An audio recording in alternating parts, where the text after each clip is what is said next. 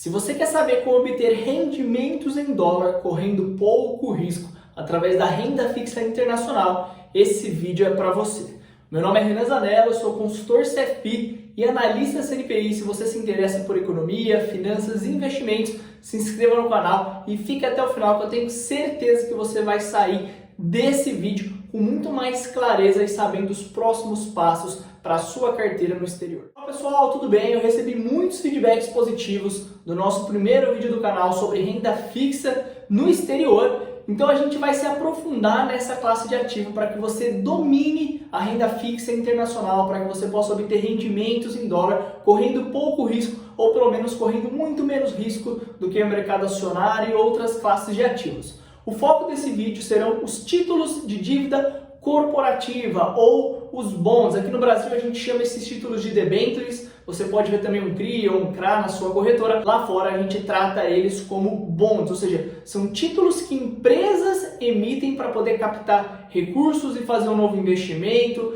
construir uma nova fábrica. Então a gente não está falando aqui de renda fixa soberana. Eu não vou falar hoje sobre títulos de dívida dos países, do Tesouro Americano ou talvez de algum outro país. A gente vai focar exclusivamente nos bonds corporativos. Depois que você entender tudo que eu vou passar para você hoje, eu tenho certeza que você tem uma grande oportunidade pela frente, porque esse mercado de bonds, de títulos corporativos, passou por uma das suas piores quedas das últimas décadas, dos últimos 50 anos. Então você tem uma grande janela de oportunidade pela frente para você começar a fazer as suas alocações. Quando a gente pensa em bonds, a gente tem duas grandes divisões. Por um lado, a gente tem os títulos considerados investment grade, ou em português, títulos com grau de investimento, que são títulos mais seguros, de empresas mais sólidas. Por outro lado, a gente tem os títulos high yield, que em português seriam alto rendimento, ou seja, títulos um pouco mais arriscados com rendimento também maior. Você vai conseguir diferenciar um título investment grade de um título high yield através do rating que aquela empresa tem. Então a gente tem as agências de crédito que dão classificação para as empresas. Então você está vendo na telinha aí quais são os ratings que fazem com que um título e uma empresa sejam consideradas investment grade ou high yield. Como em tudo no mercado financeiro, se você tem um potencial de retorno maior, você também tem um risco maior, que é o que a gente enxerga nos high yield. Então é normal o investidor que está começando a investir, ele abre a conta na corretora dele e ele vai direto no título que mais está pagando, só que ele não considera o risco. De uma maneira geral, quando você tem um ambiente econômico mais incerto, com mais estresse econômico, a gente vai optar pelos títulos investment grade, a gente vai optar por reduzir o risco,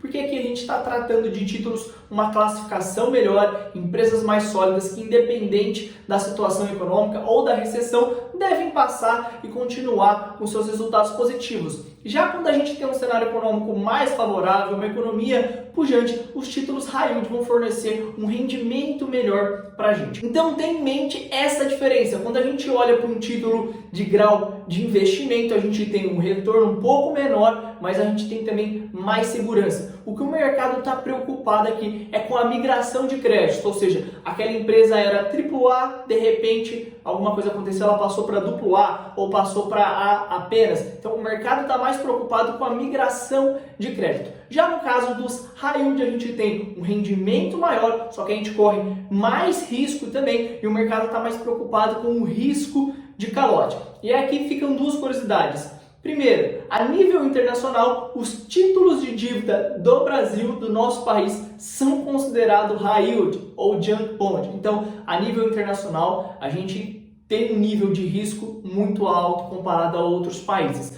E outra coisa que é importante você saber também, os títulos high yield, eles têm uma correlação maior com o mercado acionário. Então, eles são mais voláteis e eles andam mais próximo das ações daquela empresa. Daqui a pouco vocês vão ver isso na prática. Tá bom, Renan, e como que eu consigo investir nesses títulos? Os bonds no exterior possuem um ticket mínimo muito alto. Então, a não ser que você tenha alguns milhões, você não vai conseguir comprar mais do que um, mais do que dois, e assim você não vai ter uma carteira diversificada.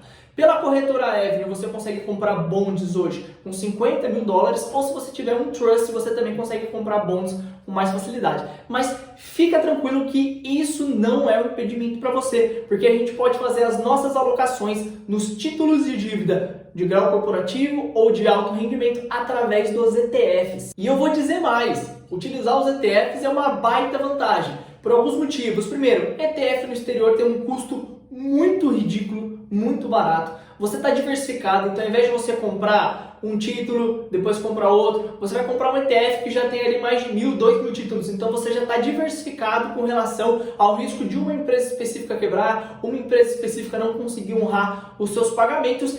E no exterior, os ETFs eles pagam dividendos. Então aqueles juros que esses ETFs vão recebendo desses títulos de dívida, eles vão sendo repassados para você, diferente do que ocorre no Brasil, porque aqui os ETFs eles não distribuem dividendos, lá fora eles distribuem. Então se você pensa em investir em renda fixa, buscando essa renda mensal ou semestral, lá fora você consegue através dos ETFs. Então eu filtrei aqui os principais ETFs de bônus com grau de investimento. Eles são muito parecidos, o que você precisa se atentar com a taxa de administração, que geralmente é bem baixa para todos eles, e principalmente para o prazo. Então você pode pegar títulos corporativos com um prazo mais longo, 15, 20 anos, ou com prazos mais curtos, intermediários, de 5 a 10 anos, que é o que eu vou fazer dessa vez. Então eu coloquei na tela o IGIB, que tem bônus com prazo de vencimento de 5 a 10 anos, então um prazo intermediário. E olha que interessante essas informações que aparecem aí na tela para você.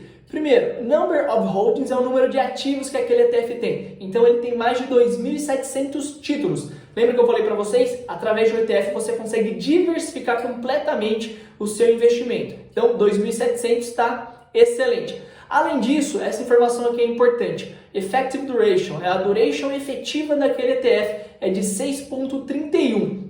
Quanto maior é a duration efetiva de um ETF ou de um título, maior é a sensibilidade dele em relação às mudanças na taxa de juros. Então 6,31 é um valor, não é nem muito baixo nem muito alto, é intermediário. Então aqui você não vai estar com uma volatilidade muito grande, o que seria o caso se, por exemplo, você pegasse um ETF com prazos mais longos. Então é interessante sempre olhar, se você quer correr mais risco, e se você busca mais retorno, você pega uma duration efetiva mais longa. Se você quer correr menos risco, quer ter uma posição mais conservadora, você pega uma duration efetiva mais curta. Outra métrica muito interessante para a gente acompanhar é o Option Adjusted Spread. Então, esse spread, que desse ETF em específico está em 155 basis points, ou 1,55%, me mostra o quanto acima da taxa de juros do título soberano esse ETF está me pagando. Então, pensa, se o título do governo americano de 6 anos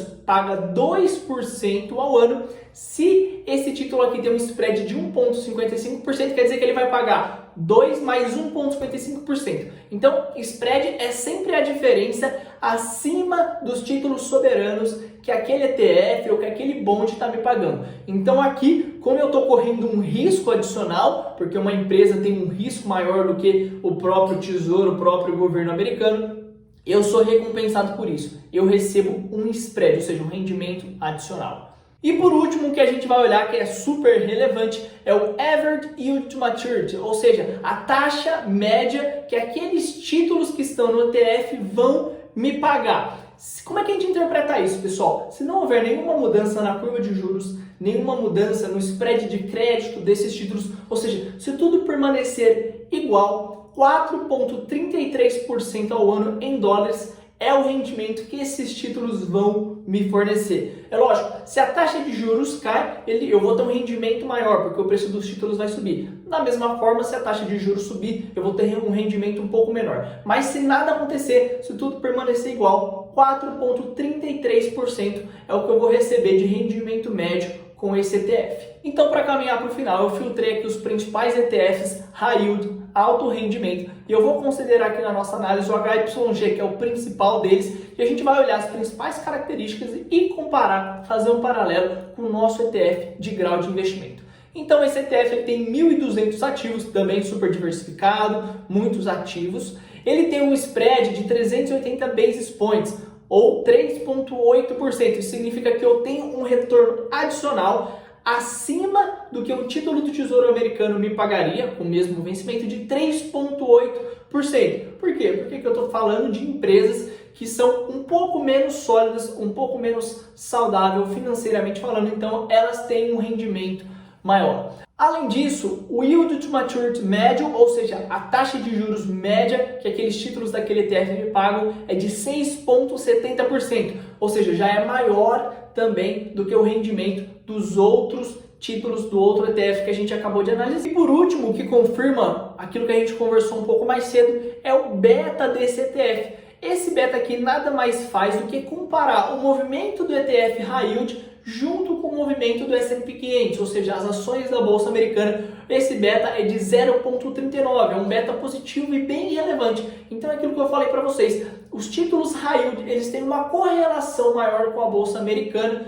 em comparação aos títulos de grau de investimento, ou seja, eles são tão mais arriscados, tão mais arrojados, que eles são parecidos com as ações, eles têm uma volatilidade maior, eles têm um risco maior, é por isso que eu preciso ter um retorno, um rendimento maior para compensar o meu risco, senão eu investiria 100% em títulos com grau de investimento. Então vamos recapitular tudo, pessoal. Renda fixa internacional, a gente pode investir em títulos do Tesouro, títulos soberanos ou em títulos corporativos, títulos emitidos por empresas.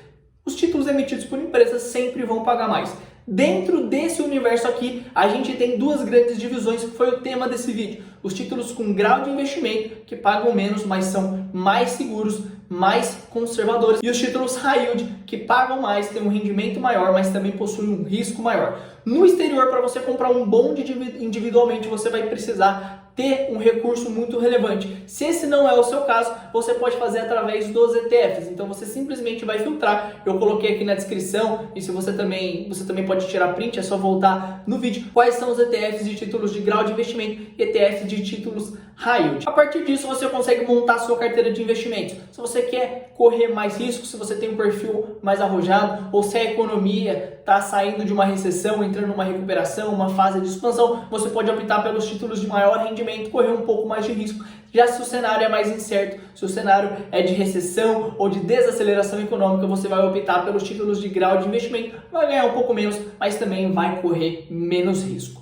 Eu sei que esse foi um vídeo com muito conteúdo, eu usei muitos conceitos e termos que são complexos, talvez você ainda não os conheça. Fica tranquilo que nos próximos vídeos eu vou esclarecê-los. Se ficou qualquer dúvida, deixa aqui nos comentários. Se você gostou desse vídeo, compartilha e deixa o seu like e até a próxima!